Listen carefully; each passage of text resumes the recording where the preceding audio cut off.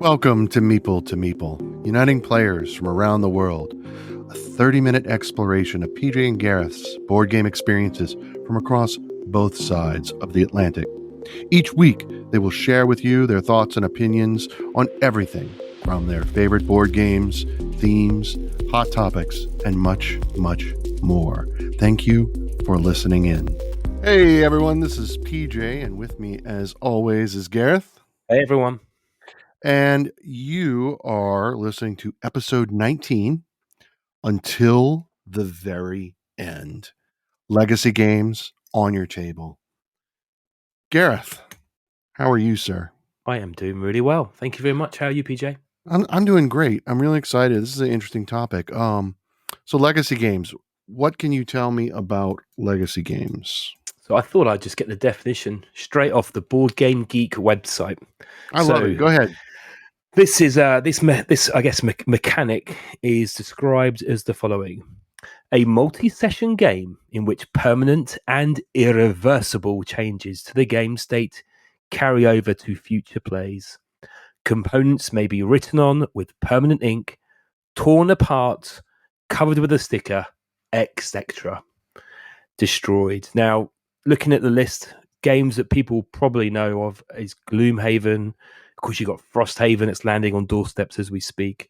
Clank Legacy, My City, King's Dilemma. But we're going to pick on 4, I think we said. So we're going to cover the Pandemic Legacy series, which is, of course, is up to number 3. Yep. Charterstone.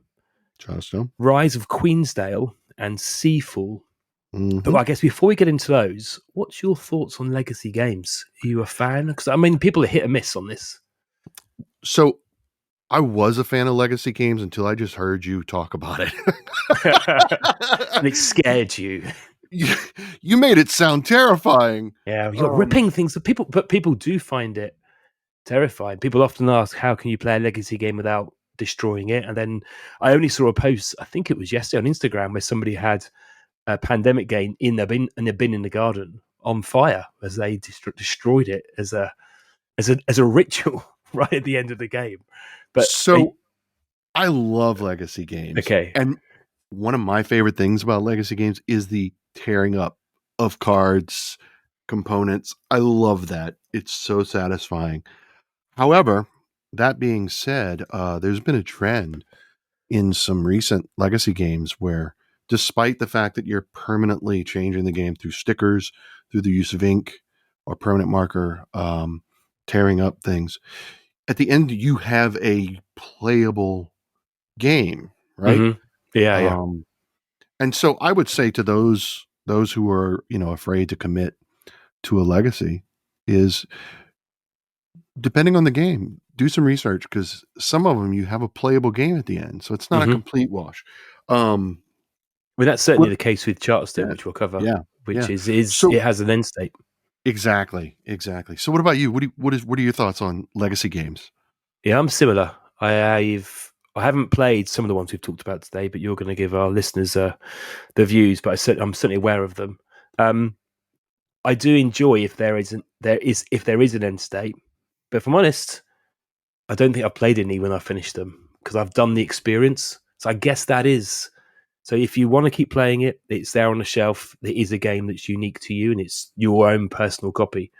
But I guess to me, the legacy bit is that getting the right friends, getting that group together, and going on a journey. And I guess that's one of the challenges with legacy games. You need to have the same group. All of the games, I think we talk about, you can choose to play them if a player can't turn up the games night. But to me, it's that experience, that shared journey through a game that you then talk about right through weeks and months later, as you'll look at the ripped up cards and the burnt outer box that's lying in the garden. So it sounds to me that what you're describing is, it's all about the shared experience. Yeah, absolutely. Yeah, it really is. Do you want to start with the first game? Have you got any stories behind? I think we're going to do Pandemic, are we? We are, and it's the most well-known, and I know a lot of people who their fear has prevented them from playing it, and rightfully so, because Pandemic's not one of those where you have a game that you can play afterwards. The experience is amazing. Oh my gosh. So there's 3 seasons, right? For those of you who aren't familiar. So basically, in season 1, you're playing your basic pandemic. 5 diseases, you're running around the world, you work for the CDC, you're doing that.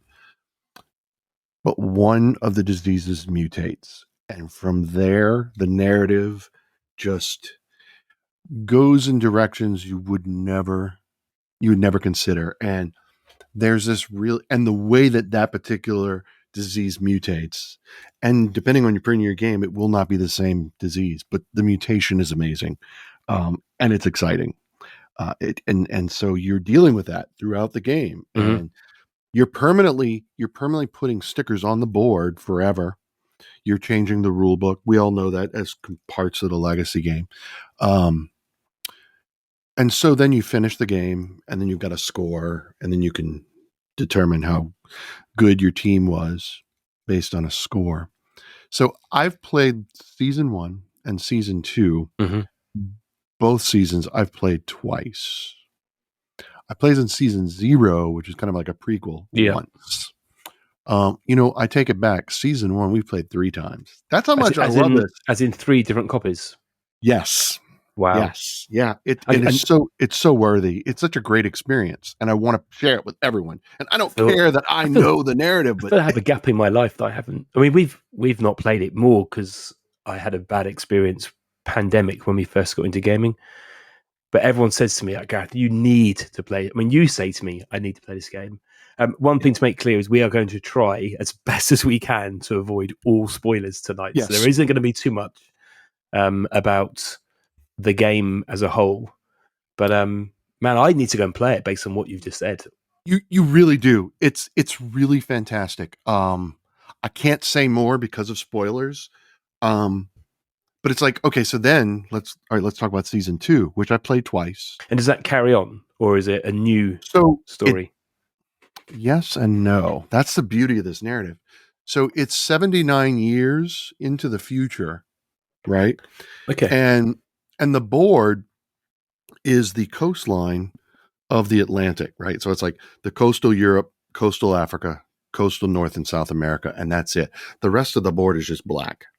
So as the game progresses and you explore, you will reveal the rest of the world because you're living on these havens in the ocean, right? Whatever.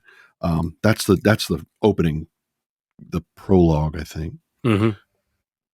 But instead of removing cubes like you do in Pandemic Season 1, you're adding supply cubes. Right. So you're trying to deliver supplies to the cities, which is awesome.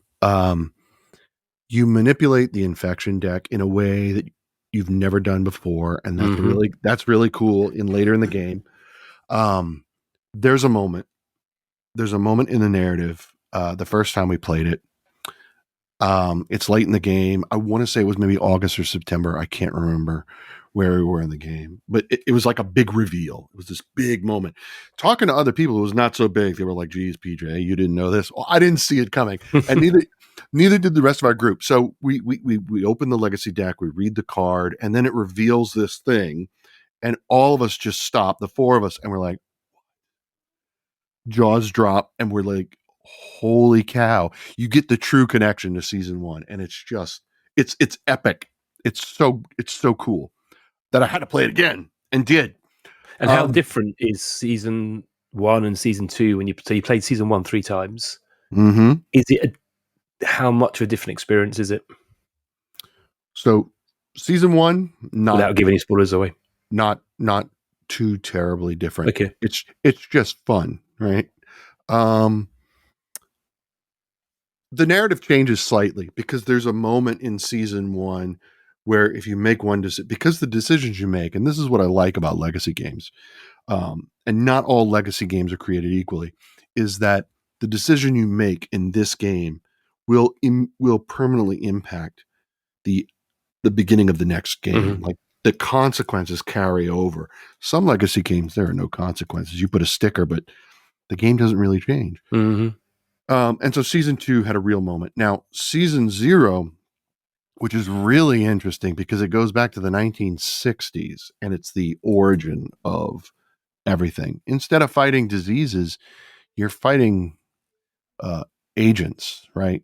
Okay. You're working for the CIA Yeah. running around, Cool. and yeah. So instead of cubes, you have little agents, and it's really they do some really cool mechanical things.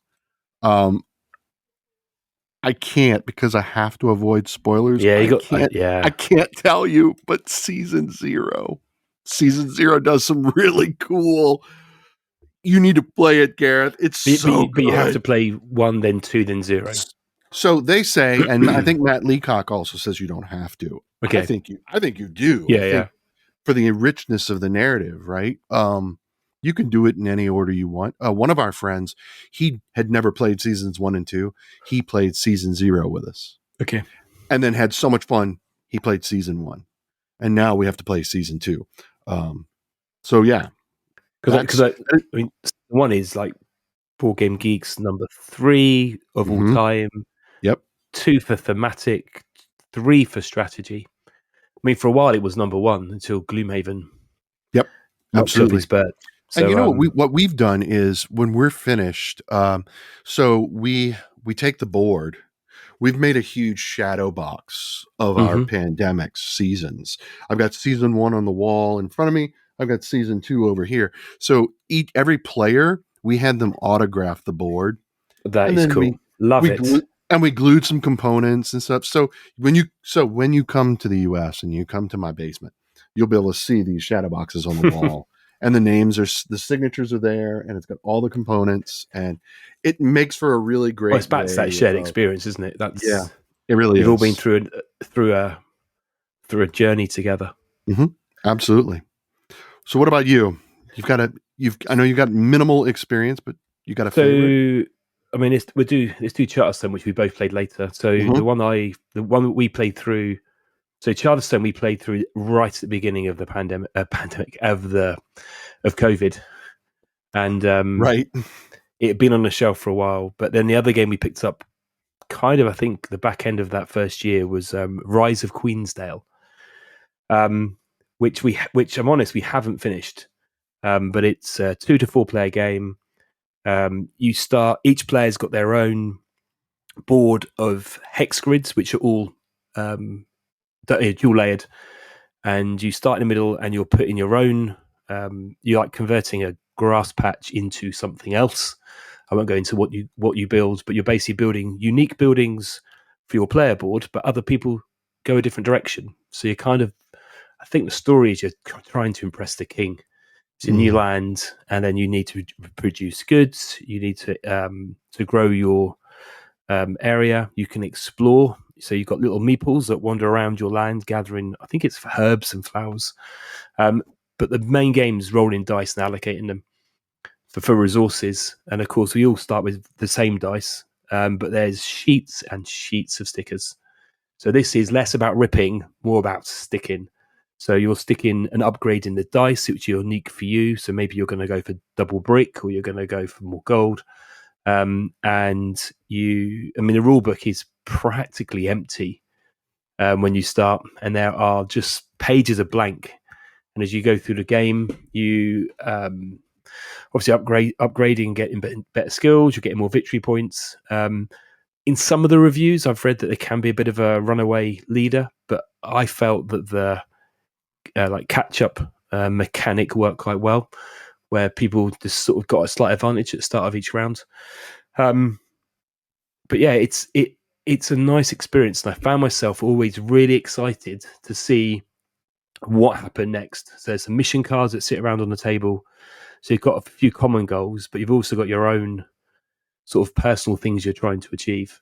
But as a legacy game, yeah, I really rate it. I'm not quite sure what ranking it is. 1,755. So not the greatest, highest ranking, but legacy games are quite unique. Absolutely. Each round is about 45 to 60 minutes. And it's about 2 points, about halfway, 2.75. It's not massively complicated. But if you're after a nice experience that starts out with these lovely player boards, the artwork's really nice, and you go through, and it is competitive, so you are looking to do obviously you get the better score. I'd highly worth going onto Board Game Geek or other sites and getting a bit more information about the rise of Queensdale. Had you even heard of it? I have never heard of it. And I'm curious. So It's a why have you Ravensburger not game as well. really? Yeah. Okay. Why haven't you completed it? What has stopped you? Um, too many games. Okay, that's a fair point. I think too many games, and I think we got it towards that back end of that first year, and maybe it was the second year, and the world started to go back to normal. And we were playing it 3 players, not 4. But remember that in terms of designers, it's Inca and Marcus Brand Oh, right, in right. terms of all of those exit games. Yep. So I mean, it's a well designed duo. I don't think we're far off. Maybe 2 or 3 stories, or 2 or 3 chapters, if you like. There was definitely no runaway leader. We were all pretty close. But there is that kind of race that the game, Yeah. the game's going to come to an end, Right. and you just need to get past. But I think it's 2018, maybe 19. So it's been around a few years. Okay. But check it out. You were going to talk about a game that's not been a great experience, so maybe counter that. Yeah. So unlike where Pandemic was exciting, is Seafall. See, A lot of people. I hadn't really. I've seen it, but I wouldn't know it was a legacy game. Yeah. Oh no, it totally And is. looking at its rank at 3,000, probably So not that good. so the thing about Seafall is that Rob Davio, who's kind of like the father of legacy games, right? Like he took Risk and turned it into a legacy, and then Yeah, he worked with Matt Leacock to turn Pandemic. Pandemic into a legacy. Seafall, he went on his own, and I think he designed it from scratch. I don't know. I don't know what the skill set is of designing a game from scratch versus legacy, a pre-existing game. I'm not really sure, and I don't want to speak to any of that. But so Seafall is a beautiful game. I will say that it's not totally bad. It's beautiful. So the idea is that you're in the old world, although it's not Europe. They don't say France, Spain, Portugal, but clearly it is. But you're basically on the old continent, and you're sailing west across the sea to the unknown. Yeah, And as you're sailing, you have a 2-mast ship and a 3-mast ship, each run. And I think it's up to 6 players. We played 3 players. And so you're sailing and you're putting stickers on the board because it's like a grid. Like when you discover islands or you discover, are you high, sailing together as players, or you're doing your own thing? well, we're doing them. We're doing our own thing. It's a Yeah. competitive game, Okay. and you're exploring those islands, and you're gaining resources, and gold, and you're trying to trade, and you're trying to recruit people, and things of that nature. As you're doing that, and you're exploring out, and you're learning about. So you learn about this threat. There is this threat that's in the far west. You will eventually get to it. At some and all like the components are beautiful. The stickers are beautiful, the cubes for resources are beautiful. Um, but then somewhere's midway through the game, it falls apart. Like we're going where the narrative is going, and then all of a sudden we can't you can't figure out what to do. And we scoured the rule book, Yeah. and we're like, so what's going on? We're just doing the same thing over and over and over and over again. And the narrative is not moving forward. So it was kind of like if I were to draw a graph, the game experience, it's great. It's epic. It's awesome. And then there's a cliff where it just falls and we're left with nothing. We basically had to cheat and just pull the sticker for I think it's like the island of hell or the devil or whatever the big threat is, and then just jump to that and play it and see what happens. And how many sessions had that been? Ooh, was it 12? I think it was 12 sessions. It was 10 or 12 sessions. We kind of gave up though. That's the thing. Like we were doing really well and we enjoyed the experience until we didn't.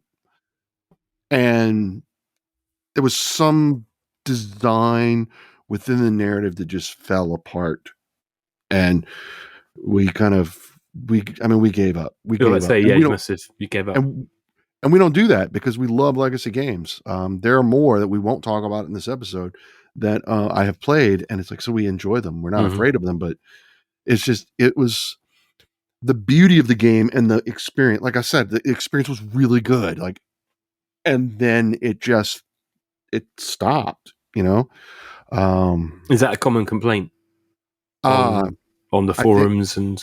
yeah, that seems to be common. I suspect that we kept going longer than most people. It sounds like most people gave up sooner. So I'm not really sure. Again, like I said, it's that designing a game from scratch versus trying to take an existing game in legacy. I don't really know. So that's Seafall, which I One probably to wouldn't avoid. recommend. Yeah. Well, to be fair, One to avoid. I bought it on clearance for like $20. Have you still Because got it, or have you? I do. We have Yeah. it. We're gonna take the pieces and craft a little shadow box or something. But Yeah. but we haven't done it because we're not as invested because the experience was not as enjoyable. So Yeah. No. So I guess we talk about Charterstone, which I have finished. You are and mid I'm setup, so I'm going to be I'm in the super middle. Yep. careful on the spoilers. But so this is like a 2017 release Mm-hmm. from Jamie Stegmaier from Stonemaier Games, Yep. and plays 1 to 6. And they say best play with 6. Now we played it with 3 because that's all we had in the household at the time. Are you playing it with 2? It is just my wife and I. However, as you know, the beauty of the game is that the board is double-sided. So It's wonderful. yeah, we were only like 4 games in, 4 sessions, and we've committed to getting the recharge pack so that we can play it on the other side with a larger group. Because it's So really you can good. basically buy just all the cards again. And the reason you have to buy them again in terms of board is the cards. I don't know how many there are, but you got scratchy cards, you've got stickers, you've got tuck boxes that you can highlight things and show your character advancement. But there is a story going through the game, which I will not talk about. But you start with the boards against hexes. It's blank. Yep. You start with your own little area where you write your name of your realm. Yep. And you play through the game, and new items come out, new actions appear on the board. But I love the artwork. I love the tuck boxes because you tuck everything away and pack it after when you finish. And it's your favorite mechanic. It's your favorite mechanic because it's worker placement. Worker placement with stickers and scratchy cards. Yes. Yes. And it does feel everyone's area was unique. We're all doing different things. But I guess you start with a starting character that has a certain trait or a focus on certain resources. So and I think with less players, if I remember rightly, you are drawing things from the other boxes as well, so you don't miss out on some of the characters or the skills that a 6-player game would bring. And then you're populating the map. You're populating the so map. Far? Yeah, we really enjoy it. We've really enjoyed it. It's in fact when we're done here, we're going to go and play some more. Yeah, the game's up. The table is set up upstairs. So it's really interesting. I'm looking forward to the fact that, like we talked about at the beginning of this episode, this is a game where you have a complete worker placement game that you can play later. So I want to ask you, now that you've finished, because you finished Charterstone, right? You completed it. Has 100%. It hit the table? Has it hit the table? No. I think because when you finish the game, it is done. So yes, it's unique, and you could definitely play it again and again. I think I don't need to bring it back to the table because as I said earlier, had that experience that was completed. I do believe I'd have to check in the cupboard. I think we took all of the components, and they're in my jar of components to do similar to you, to make a box thing. I think we threw everything else away. So let me posit this question to you. Viticulture, which is a game that you love, it's near and dear to your heart. Imagine if there was a legacy game where you were building viticulture. And at the end, as viticulture is today, that would be the end of the game, and you could play it anytime. Do you think you would let it just sit on the shelf, or do you think you'd? What do you No, think? but I think the purpose of Legacy is to take you on a journey of, because you would have played it maybe, I'll make this up, 10 times to get to that point. Sure. Yeah. So I've got some games that have only been, 3 or 4 times, and I still love them. Right. I guess it is a time investment, and it generally is a lot of plays in a shorter period of time. That is true. It's an intense period of gaming versus other games hit the table every once a month, every couple of weeks. Whereas generally Charterstone, we played, I think he left it set up. So we did 2 or 3 games, stopped, a few days went by. So maybe it was done. But I get your point around other games. I do have games which I bought, which I finished. So yeah, it's an interesting one.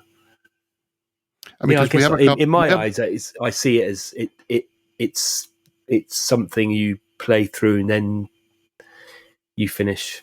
It's a bit like an exit game, I suppose. They are like a escape room style game. You play them for 3 hours, and then those you can't replay because generally you've cut them up. So here's another one. Think about this. All right, so you get in your explorations throughout the UK, you meet somebody who's new to gaming, and they're new to worker placement. I know there's a lot of better worker placements, but would you maybe recommend a finished copy of Charterstone and just? Oh, right. I think it depends whether is your finished version a better. It might be a better gaming experience than my finished version. But imagine if you will, someone who's never played a worker placement. I wouldn't let them play it. You wouldn't? No, because I don't think my ending game was probably optimal because we all did our own thing. Does that make a as good a game as somebody's optimized, let's say, viticulture after many play tests? Okay, that's interesting. Maybe I'll sit down and let them play it, but if they were new, I'd want them to play a game that's been thoroughly tested. Whereas Charterstone, the gameplay was tested, but my board was unique. And I think, if I remember rightly, I'll be careful here, you get a score at the end, and I don't think our score is very good. Yeah, but that's not a reflection of the display of the game. Right? I don't know. It certainly wasn't optimal. So what I would do, I would challenge you. So I know you've got Decepticon coming up in a few weeks. You should bring that's an Instagram UK. Yeah, you should bring Charterstone and have people just play the game and see. I would love to. Oh my god, I would love to be there for that. If I still got it, I think it's been binned. Oh, I don't know. Because that's the whole point, right? That's the selling point, is that at the end you have a worker placement game you could play, right? I mean, that's kind of the selling point. Yeah, I think we talked about it and went, we're done. We won't play it again. Okay. All right. So I remembered a really important feature of Rise of Queensdale, which I've forgotten to mention. Oh, well, then you've got to It comes with, I'll put a photograph into our trailer for this, a pink plunger. What? So it has a mini plunger about 7-8 centimeters tall, like a toilet plunger. Mm-hmm. You put down onto one of the hex tiles. You push down like a plunger and pop up the tile, and that is one of the most amazing game components that's ever existed. And I'm going to put a photograph on Instagram, so keep an eye on the Meeple to Meeple channel, because who wouldn't want a giant plunger? Not a giant plunger, a pink plunger. I mean, sign me up. I know how could I have forgotten about the pink plunger? But I shall include the pink plunger in our trailer for this episode, and then that's people will boys. Be wowed by the experts. That is in fact it, boys and girls. A pink plunger. Rise of Queensdale. And I think with that, we shall wrap up this episode. So thanks, PJ, for joining me yet again for a Meeple to Meeple. Fascinating discussion about the concepts and afterthoughts of a legacy game. And So just remember when playing a legacy game, you must play until the very end. You must finish it. Or if you don't finish it, it sits on your shelf until maybe one day. That's right. So I can't wait to speak on the next episode. Thanks for joining us, everyone. Absolutely. Thanks, everyone, for listening. Please subscribe, and we love to hear your thoughts and ideas, so please leave those in the comments. And you can also chat with us both via Instagram at Meeple to Meeple. Thanks!